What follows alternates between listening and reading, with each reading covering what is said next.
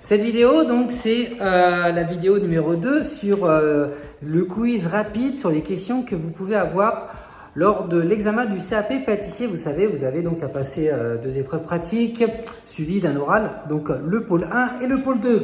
Allez, j'ai préparé 3 questions type que vous allez avoir. Donc révisez bien par rapport au pôle 1 et 3 questions types que vous allez avoir pour le pôle 2.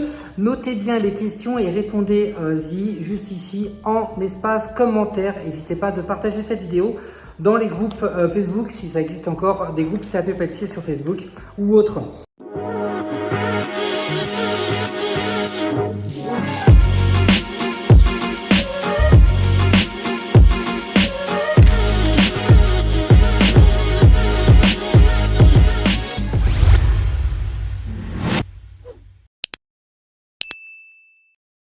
Allez, première question en rapport avec le pôle 1, donc question hygiène, il y a toujours des questions d'hygiène.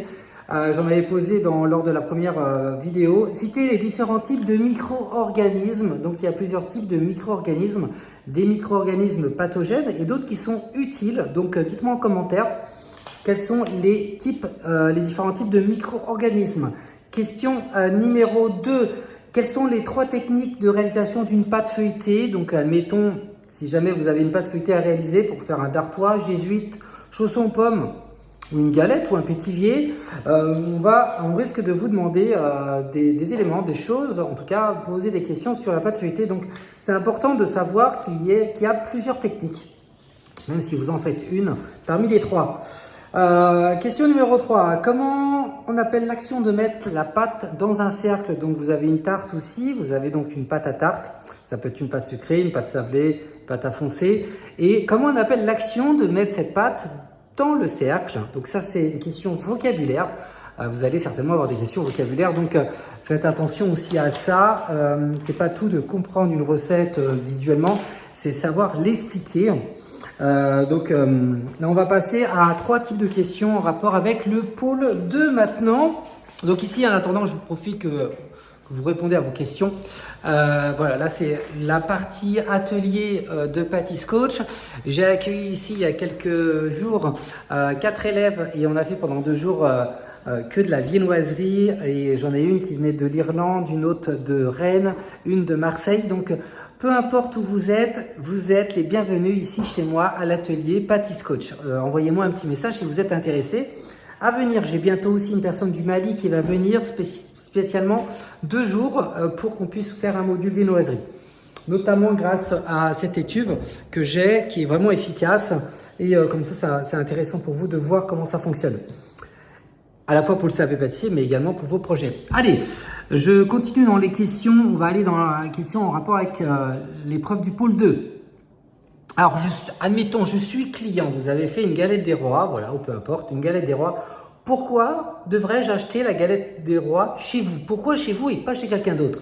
Très important aussi de pouvoir se vendre. Donc, dites-moi en commentaire, en 1 ligne et demie, pourquoi je devrais acheter le produit chez vous. Première question. Deuxième question, et c'est important aussi, parce que le pôle 2, c'est très dans le chiffre d'affaires, dans le commerce, on va dire, dans les prix, comment calculer les prix, justifier les prix de vente, par exemple.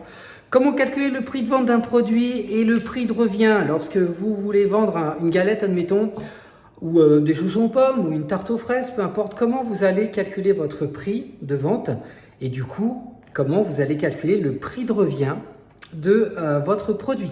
Bon, allez, on va donner l'exemple de la galette, mais si vous avez envie en commentaire, vous pouvez donner un autre exemple. Et pour finir avec cette 3e question en rapport avec le pôle 2, attention, sur le prix de vente d'un produit, pouvez-vous m'expliquer les signes suivants? Donc, que veut dire TVA? C'est vrai, TVA, rien à voir avec Loki par rapport à la TVA. Bref, c'est un petit clin d'œil Marvel pour ceux qui connaissent. Que veut dire donc TVA? Que veut dire les lettres TTC? Et enfin, que veut dire les lettres HT, H et T? Voilà pour 3 questions en rapport avec le pôle 1 et 3 questions en rapport avec le pôle 2. Je vous invite à venir aussi sur patisscoach.fr. J'ai un blog où j'ai mentionné, donc j'ai écrit beaucoup de questions qui sont tombées lors de l'examen du pôle 1 et pas mal de questions aussi lors de l'examen du pôle 2. Donc je vous invite à y aller. Vous tapez patiscoach.fr sur internet, où il doit y avoir le lien, il y a le lien de mon site aussi sur ma chaîne YouTube, et vous cherchez dans la rubrique blog et vous verrez qu'il y a 2 articles. Un article sur le pôle 1 et un article sur le pôle 2. Vous pouvez tout à fait le partager et je vous invite à essayer de répondre à ces questions et voilà, d'analyser si vous avez ensuite la bonne réponse. Voilà, ne lâchez pas pour votre examen. Je ferai bientôt d'autres vidéos. J'étais super occupé et occupé surtout pour mettre en place tout ça. Voilà, donc je ferai une vidéo aussi pour vous expliquer comment j'ai lancé un atelier avec en faisant 0 crédit. Voilà, ça peut être une idée pour vous, ou des astuces aussi, quelques astuces. C'est pas encore totalement fini, il manque encore 2-3 choses, notamment ici il va y avoir un système de rangement pour poser mes cercles, mes cercles entremets, mes cercles à tarte. Ça sera pas trop, je pense. Il y a encore pas mal de petites choses, mais bon, en tout cas, c'est un vrai plaisir de faire cette petite vidéo pour vous. Et n'oubliez pas de répondre tout ça en commentaire. Partagez évidemment ma chaîne YouTube, on est plus de 20 000. Je vais faire une vidéo aussi par rapport à ça. Plus de 20 000, je suis content.